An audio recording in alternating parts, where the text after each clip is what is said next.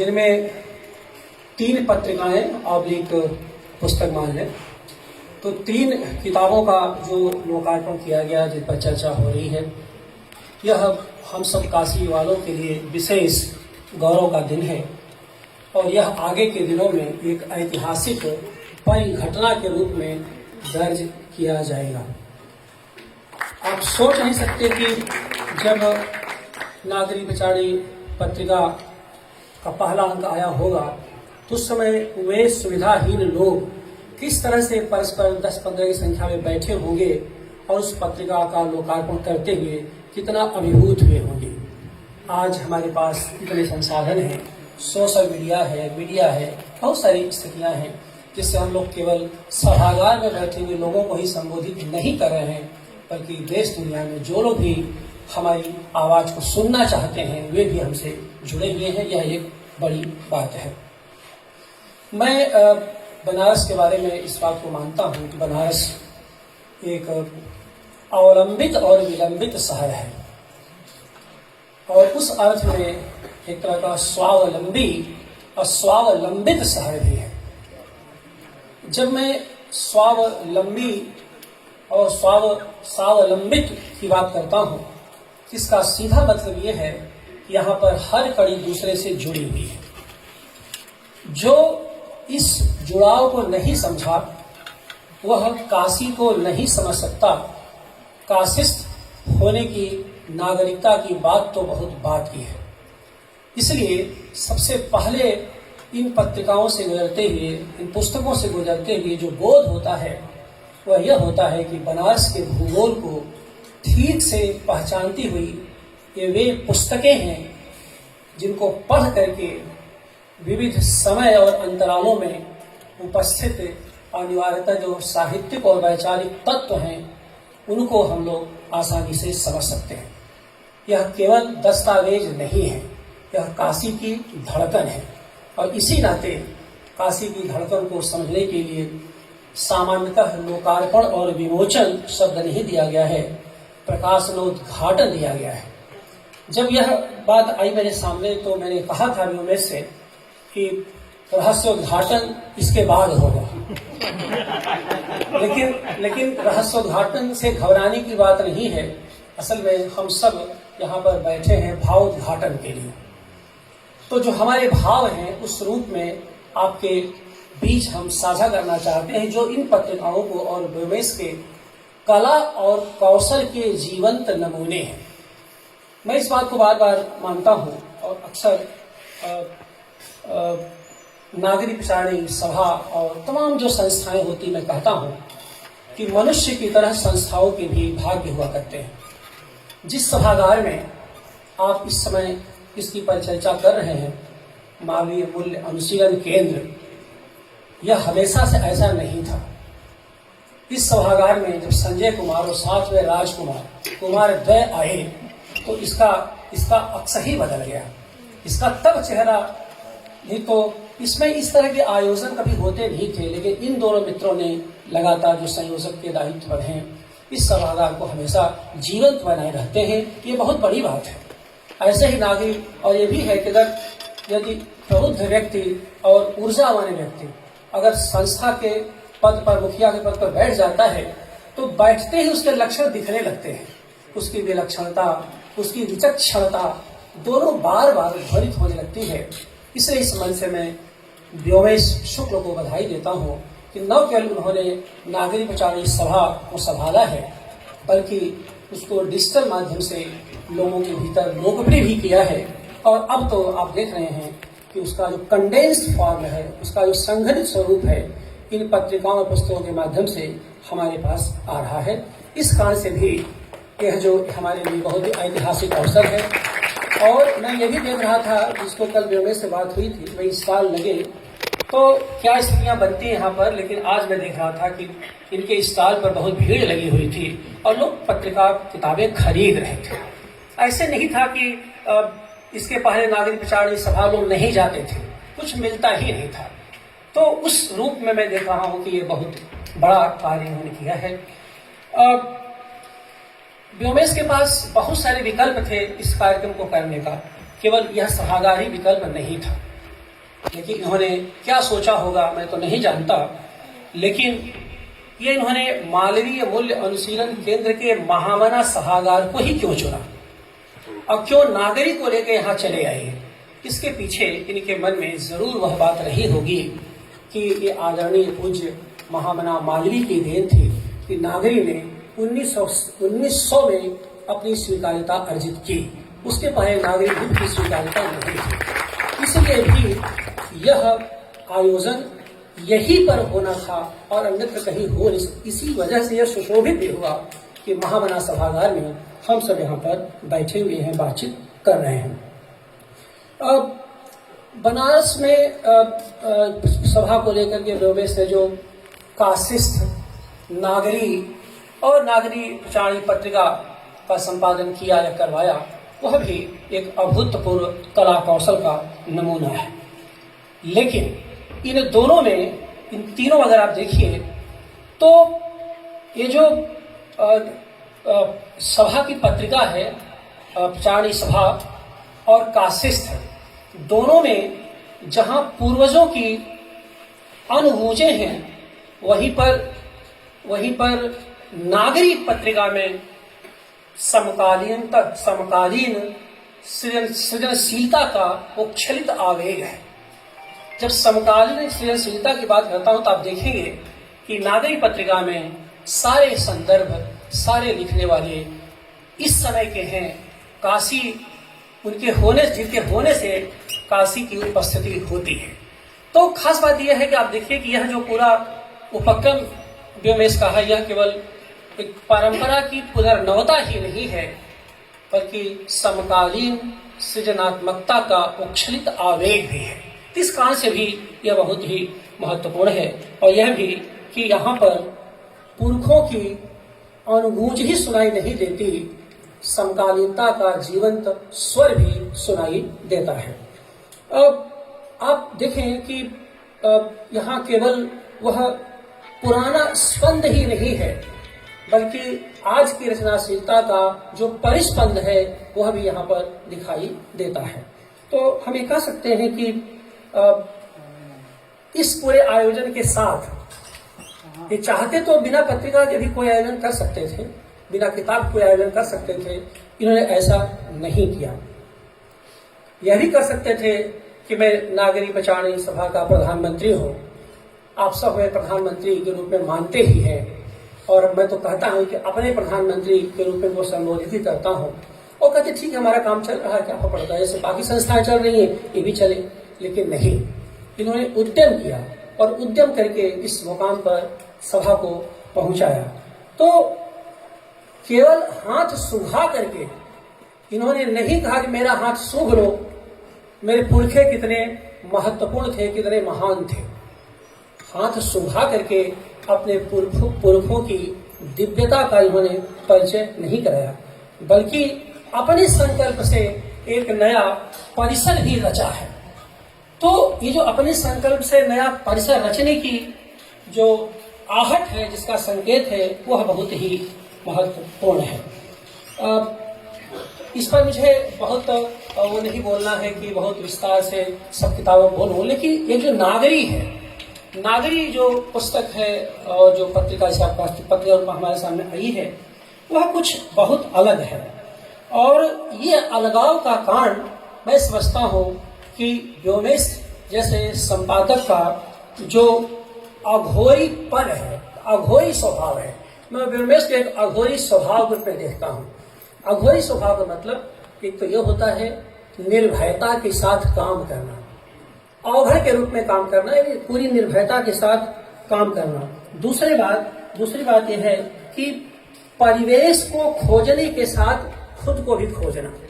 तो जो व्यक्ति खुद के खोजने के साथ परिवेश को भी समृद्ध करता है, वही ऐसी रचनात्मकता को दे पाता है, क्योंकि ऐसी रचनात्मकता के लिए एक भय मुक्त उल्लसित नायक की जरूरत हमेशा होती है। तो जब भय मुक्त उल्लसित नायक की बात आप करते हैं तो आप समझ लीजिए कि किस तरह की मूर्धन्यता को आप सामने लाते हैं। व्योमेश के वक्तव्यों में, इनके लेखन में, खास के वक्तव्य में आप नोटिस किए होंगे मूर्धन्य और मूर्धन्यता शब्द का बहुत प्रयोग करते हैं।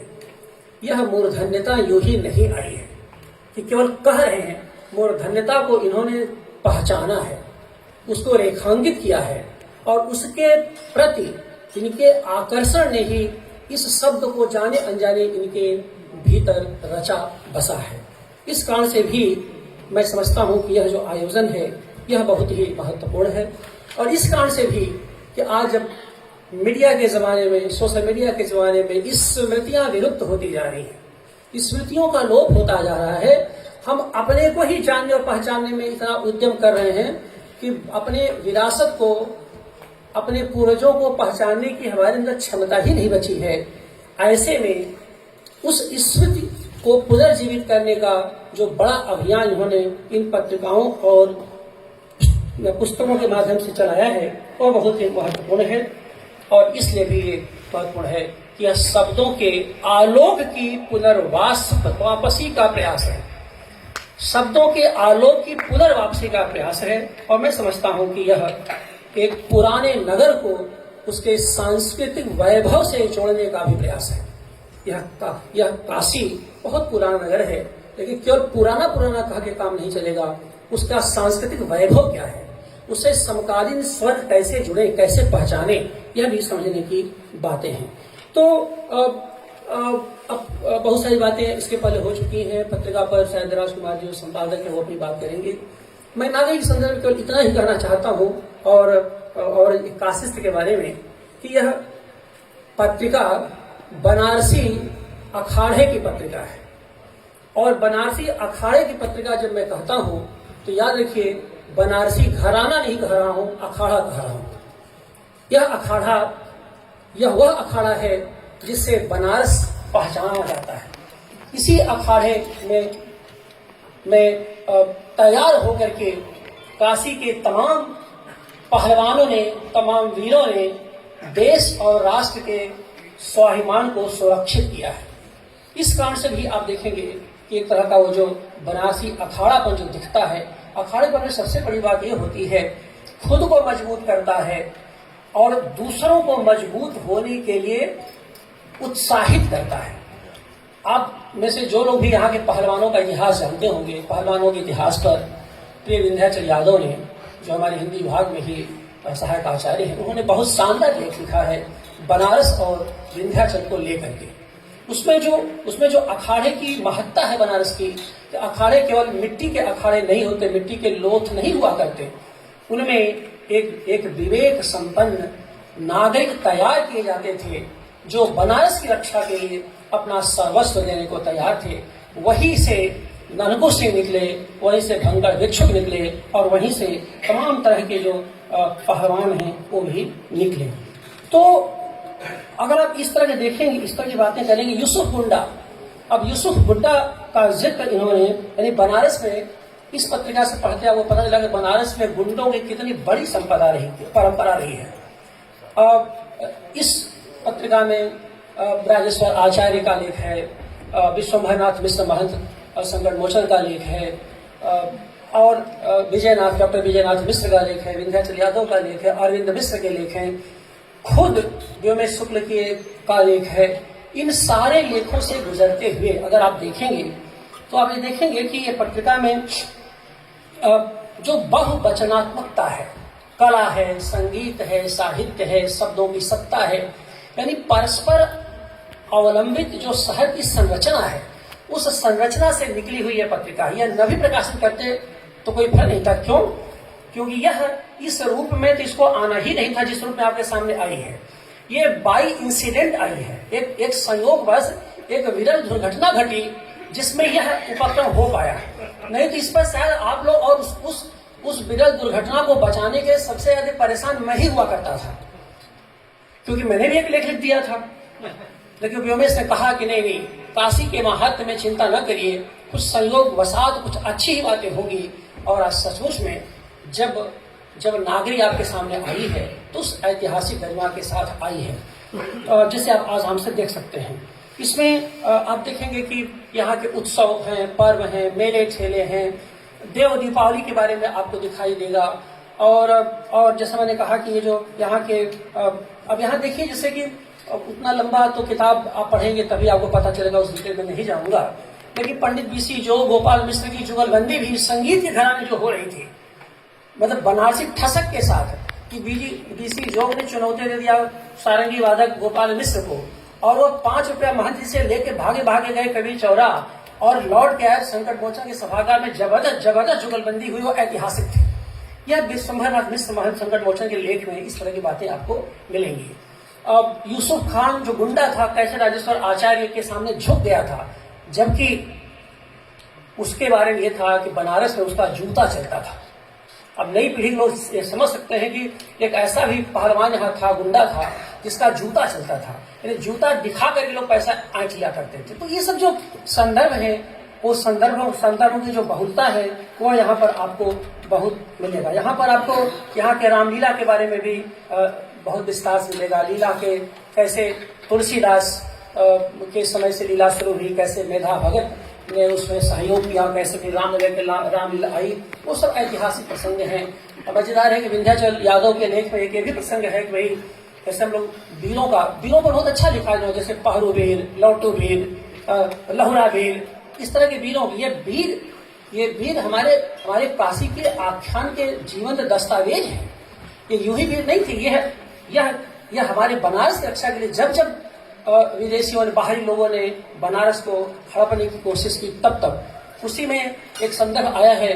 विंध्याचल का क्या स्रोत है, मेरे ख्याल से लोकमत ही होगा, कि तुलसीदास के रामचरितमानस की मंदिर में, शिव मंदिर में लगी परीक्षा हो रही कि अगर इसमें सचमुच में ताकत है तो इसको सबसे नीचे दबा दिया जाए, सबसे ऊपर आ जाएगी।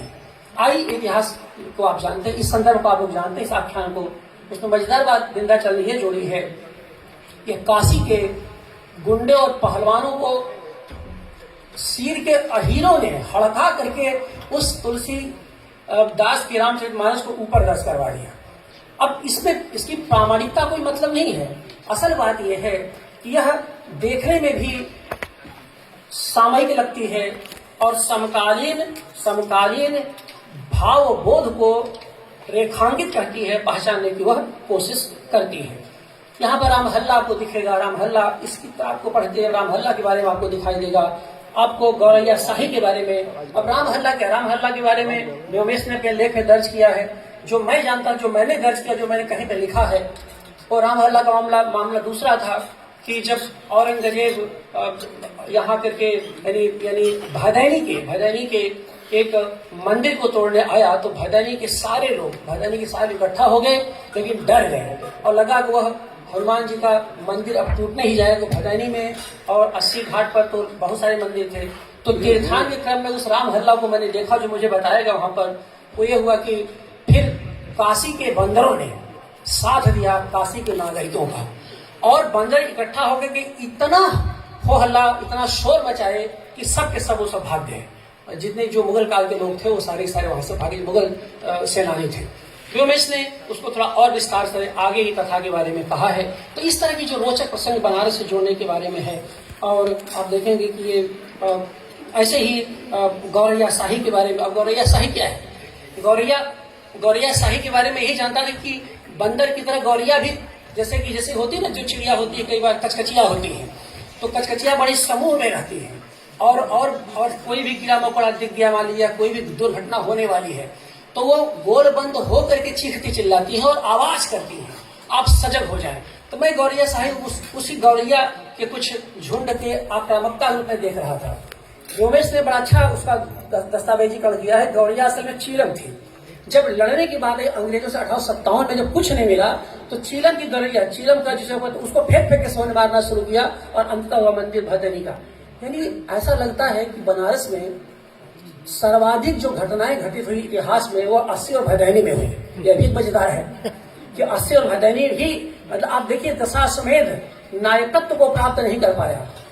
आप देखिए कि पंचगंगा कबीर से आगे बढ़ नहीं पाया, रामानंद कबीर के आगे बढ़ नहीं पाया। लेकिन 80 उस गौरैया शाही से लेकर के, काशीनाथ सिंह से लेकर के हम सब में व्यक्त होता है, बोलता है। किसमें नहीं बोलता? जो बनारस का है। बगैर 80 को, बगैर भदैनी को भुलाए मिलाए कुछ आप कर नहीं सकते। तो वही काशिस्थ होने का असल में मुख्य मतलब है। तो आप देखेंगे कि एक तरह का जो हम लोग यहाँ पर बातचीत कर रहे हैं इस पत्रिका के माध्यम से, इसे सबसे जरूरी है कि आप इसे पढ़ें। बहुत बहुत सारे संदर्भ आपको इसके बनारस के कथानकों से जुड़े हुए आपको मिलेंगे। और यह भी कि ये जो पत्रिका है, ये जो पत्रिकाएं हैं या और समग्रता में तीनों के बारे में कह रहा हूँ कि इसमें आपका अतीत का छंद ही नहीं, वर्तमान की लय भी सुनाई देगी। अतीत के छंद से जो रचना रची जाती है वह काल जीवी नहीं हो सकती जब तक उसमें वर्तमान की लय न हो। इन तीनों पुस्तकों पत्रिकाओं में वर्तमान की लय सुनाई देती है और इस पत्रिका का महत्व, इस आयोजन का यही महत्व है। इस वर्तमान को, लय को हमारे युवा पीढ़ी, युवा साथी समझें और समझें, उससे जुड़ने की कोशिश करें। और जिसके लिए बहुत जरूरी है कि बाहर लगे इस काल पर आप पत्रिकाओं को, किताबों को खरीदें। केवल फोटो खिंचाने भर के, हम लोग जब पुस्तकों लोकार्पण करते हैं, हमारे साथ तर से उसी में से एक किताब को एक छो ले लेगा और उसी में 200 लड़के फोटो खिंचवाना शुरू कर देंगे। तो वहाँ हिंदी विभाग में तो कर लेना, कोई बात नहीं है, यहाँ मत करना। और यहाँ पढ़ने के लेना, फोटो वाला काम हम लोग विभाग में कर लेंगे। ज्यादातर छात्र हमारे यहाँ बैठे हुए हैं। तो आखिर में बात यह है कि इस आयोजन में जो लोग भी बैठे हुए हैं, जो जुड़े हुए हैं, जो आए हैं, जो इसके माध्यम से हम लोगों को सुन रहे हैं, उनको लेकर के मैं बात कहना चाहता हूँ कि आप जब इन किताबों को पढ़ेंगे, जैसा डॉक्टर राणा ने बात की, निशांत ने बात की, इसके पहले के सत्र में विस्तार से बातें कुलपति महोदय ने बात की, मिथिलेश नंदगिरी सर ने बातें की, बहुत सारी बातें हुई। तो आप देखिए कि आप अपने भीतर की बैठी हुई काशी को कैसे पहचानेंगे, ये बहुत जरूरी है। क्यों? क्योंकि आपके ऊपर तमाम नगरों का एक माया जाल लगा हुआ, बैठा हुआ है। बनारस इस मामले में सचमुच में धरती का अनूठा शहर है। जब बनारस को, और अगर आप बनारस को नहीं समझेंगे, यहाँ के घाटों की संरचना को नहीं समझेंगे, तो आप कुछ नहीं समझ पाएंगे कि बनारस है क्या। आप देखिए, यह असाधारण बात है कि जिस अंतर्राष्ट्रीय काशी घाटवाद विश्वविद्यालय की नींव 2019 में मैंने और विजयनाथ मिश्र ने मिल के रखी, वह काशी घाट विश्वविद्यालय जो आभासिक है, जिसका कोई परिसर नहीं है, गंगा ही परिसर है, जिसका प्रवेश द्वार असली है, निकास द्वार राजघाट है, वह इस पत्रिका के माध्यम से दस्तावेज के रूप में आ गया है। बहुत बड़ी बात है। विजयनाथ मिश्रा से मैंने कहा था, डॉक्टर साहब आइएगा 10 मिनट के लिए, लेकिन वो कहीं ओपीडी की व्यस्तता वजह से नहीं आ पाए। मैंने उनसे कहा था कि किताब देखने के बाद कि यह बड़ी बात है कि अब सबसे बड़ी चुनौती होगी उसमें प्रवेश से अधिक नौकरी के लिए जब आवेदन आएंगे तब हम लोग क्या करेंगे। तब कितना समझाएंगे कि आभासिक विश्वविद्यालय को इतना सांस्थानिक स्वरूप दे दिया गया। उसमें बहुत सारे संदर्भ है, आप पढ़ेंगे पता चलेगा कि घाटवाद करते करते किन किन उपलब्धियों से लोग गुजरे हैं। उनके नाम नहीं दूंगा। उसमें कुछ मंत्री बन गए, कुछ पद्मश्री बन गए, कुछ इस विश्वविद्यालय के एमएस बन गए, और मेरे सा आदमी भी कुछ कुछ करता रहा, बहुत सारे लिख पाया। तो कहेंगे बहुत कुछ, क्योंकि अगर हम बनारस के घाटों से न जुड़े होते, बनारस के बारे में कुछ न जानते, उनके आरोह अवरोह के बारे में कभी नहीं। इसलिए मैं बार बार कहता हूं कि बनारस यंत्रस्थ नहीं, आत्मस्थ करने का शहर है। यह यंत्रों से बहुत आगे की चीज है। और आज जिस जयशंकर प्रसाद की जन्म तिथि है, आप जयंती है, वो भी यही कहते हैं कि यंत्रों से ही तुमने, अपने यंत्रों से हमारी सारी शक्ति को तुमने छीन लिया है। हम यंत्रों से छीनी हुई शक्ति को अपने भावार्पण के माध्यम से वापस करने के लिए इस सभागार में आए हैं, इन पत्रिकाओं के साथ आए हैं। इसलिए भी कि आपके भीतर जो काशी कहीं ढका हुआ है, वो निकल करके बाहर आकर के मुखर हो जाए। हिरण्मयेन पात्रेण सत्यास्य पिहितम मुखम तत्तपूषण अपावेणो सत्य धर्माय दृष्टये। मंगल कामना वैदिक ऋषि की यह है कि बहुत सारे आवरणों से हमारा भीतरी अंतस आच्छादित ढका हुआ है। ए प्रभु, उस बाहर के आवरणों को उघाड़ दो, उसको हटा दो, हमारे भीतर का जो अंतर मन है वो दिखने लगे, हम जो होना चाहते हैं वो दिखने लगे। सारी यांत्रिकता से हम मुक्त हो जाएं। किस बात के लिए? सत्य धर्माय दृष्टये, सत्य और धर्म की रक्षा के लिए।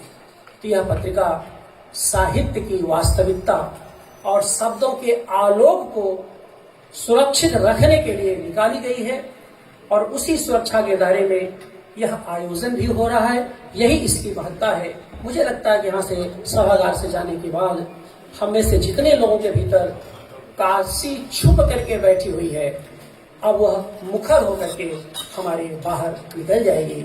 और कौन जानता है कि आप भी इसी भाव से काशिस्थ होंगे जिस भाव से काशिस्थ में लेख लिखने वाले लोग रहे हैं। बहुत बहुत धन्यवाद।